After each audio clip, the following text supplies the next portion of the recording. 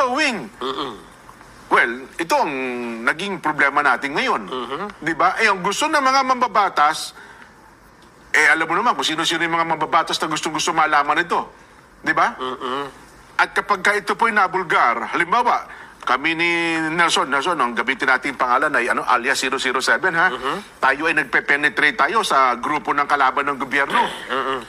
Sino itong Agent 007? Yan po yung Jan Sobarjaga. Yung Agent 008, yan po yung Nelson Lubao. Ano ginagawa naman? Tinitiktikan po nila mga kalaban ng gobyerno. Ay, di yari na tayo. Ayun nga. Parang doon, ibinenta tayo ng sarili na nating gobyerno. Oo nga naman, kung isipin mo, oo nga naman. Bakit nga ba ganun po ang nangyayari? Aywan ko kayo.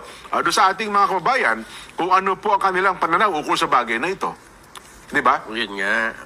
At doon naman sa anggulo, meron ba tayo nun na yung sinagot niya tungkol doon sa naglutangan yung maraming pangalan ng mga kahina-hinala at hindi makita ng PSA kung sino-sino mga ito? Okay ba tayo ito, direct? Iparinig na ulit natin yan para lang mabigyan natin ng pagkakataon yung paliwanag ng pangalawang Pangulo. Sige nga, iparinig natin.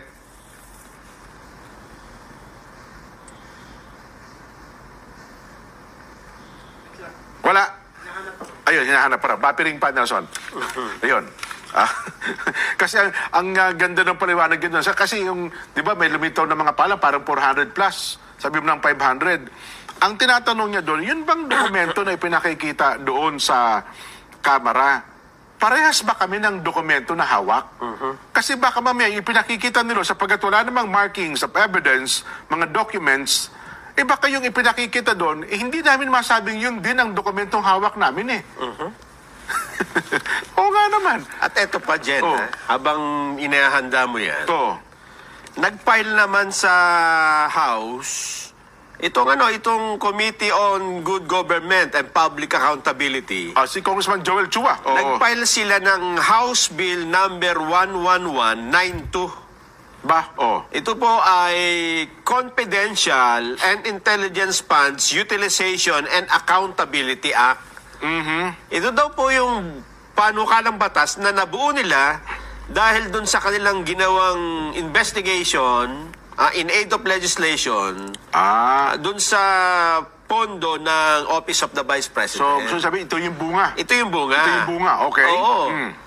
Ngayon, ang ibig sabihin nito, Jen, nakabuo sila ng mga patakaran at meron silang mga regulasyon na itinakda.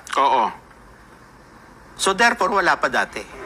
Tsaka yun. Kasi bago itong panukala nila. Hindi na natuklasan nila. So natuklasan nila, merong mga ginagawa na hindi dapat gawin. Yun ang gusto nilang gawin, di ba? At ngayon, susolusyonan nila. Kaya sila nagkaroon ng panukala na batas. Ibig sabihin, wala ka pang nalabag. Kasi ngayon pa lang nagagawa. Hindi pa nga ito batas Panukalang batas. Ihahain nila. Wala pang counter proposal o bill sa Senado, hindi ba? Ibig sabihin, lahat ng nadiscovery nila na sabi nila, ito hindi to pwede, ito hindi to pwede, ito dapat walang mga alias-alias na ito. Ngayon pa lang nila lalagyan ng solusyon. Ibig sabihin, lahat ng sinasabi nila na di o mano ay irregularidad, walang pagkakapitan. Saan mo ibabanggang batas yan Gobyerno talaga nalabag. Ngayon mo lang ginagawa. Alam mo ba sa panukalang batas na ito? Ang magiging... Kasi sinasabi nila, Jen, bakit ba yung OBP? Bakit yung Department of Education at kung ano-ano? May intelligence fund, may confidential fund. Dapat yan, militar lang, hindi ba? Tama naman. Dapat yan, military operation. Intelligence fund tapos, bakit may ganyan? Kine-question nila, bakit ang DepEd may ganyan?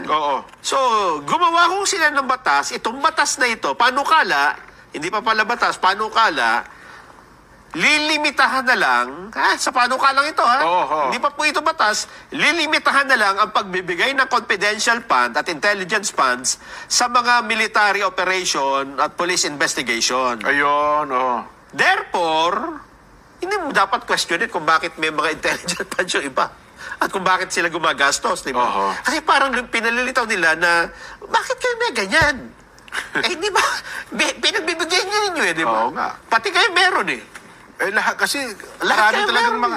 gaya nga ngayon, di ba kahapon ang balita natin, isa sa may pinakamalaki na gasto sa confidential at intelligence fund, ang tagapan ng Pangulo, almost 10 billion. Yun pa. Di ba? Oh, ano mangyayari dyan? Oh. Ito pa yung dinagdag nila, ha? Oh. For the purpose of public disclosure, ha?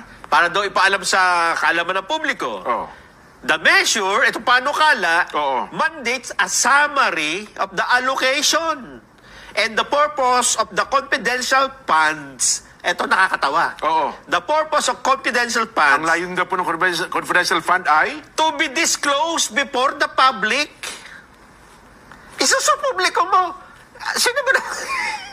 hindi na. Ayoko nang maging intelligence officer. Tapos, di ba? Diba? Intelligence fund. Ayoko nang maging tik-tik. Lilimitahan mo sa national defense, Oo. security operation, law enforcement. Oh. Tapos ipapublic mo kung Oo. saan mo ginamit. Ah... Ba't nyo pa? Huwag nyo na tawagin kung pwede. Gawin nyo na lang military fund yan. Paano kung ikaw ginagamit ng militar ng panlaban, ginagamit ka nilang tik-tik panlaban sa...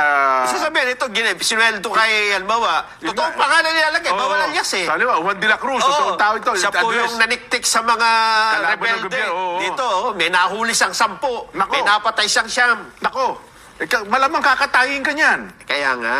Diba? Ewan ko kung Ewan ko, ha? Yun lang sa mga probinsya, Nelson, yun napaghinala ang intelligence officer, pinapatay sa kalaban eh. Napaghinala na niyang tik-tik ng gobyerno. Meron palang kulatilya. Oh. However, Okay. it specifies that this should be done in a manner that does not endanger national security or law enforcement operation. Paano mo i-reconcile na for the purpose of public disclosure, the measure mandates summary of the allocation and purpose. I-summarize mo saan mo ginastos, tapos itatago mo yung iba. Paano mo naman? Papaganib yan, Nelson. Kung ako halimbawa, meron mga ginagamit ng gobyerno ngayon, na tik-tik, lahat yun magpupula out. Huwag na ho, ayoko na sa inyo.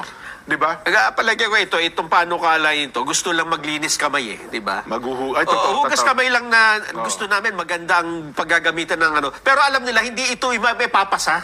Pag dumaan niya sa... Diba? Yes. Pag dumaan sa scrutiny ng kapwa nila mambabatasin baka hindi maka-first Sira ulo base ba kayo? yan. Baka sabi, sinong sumulat dito? Di ba?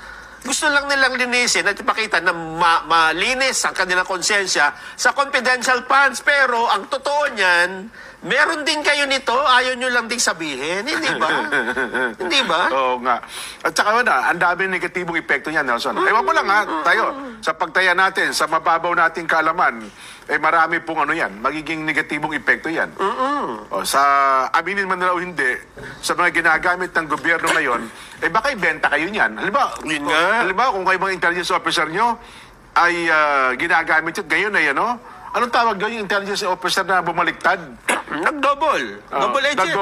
Nag-double cross kayo ng agent na kinuha ninyo. Di ba? Sa halip na A1 information, baka ibigay sa inyo niyan peking impormasyon. Pagpunta niya sa isang lugar, iaambusin pala kayo ng kalaban ninyo. Ayun nga. Di ba? Yan ho ang nakakatakot sa bagay na yan. Parang yung isang panukala ng epekto daw ng, di ba, yung EJK, lumala. Ipagbabawal na daw ang EJK, Nelson. Kailan pa ba naging pwedeng EJK? Ewan ko sa kanila. Gumawa sila ng batas, ipinagbabawal na po ang extrajudicial killing. Kailan naman? Ibig sabihin siya, pwede bang gawin yan ngayon kasi wala pang batas? Di ba? Ewan ko po, kaya yung mga abogado nga natatawa. Anyway, ayan ho naman Mga alam niyo, mga panukalang batas na alam naman nilang hindi papasa. Di ba? Oo. Sa para inyo lang masabing merong naging bunga yung investigasyon. Tapos gagawa kayo na... Una, sinasayang nyo yung oras eh. Yan ang sabi ng Pangulo, kahit hindi impeachment dyan, yung gumawa kayo ng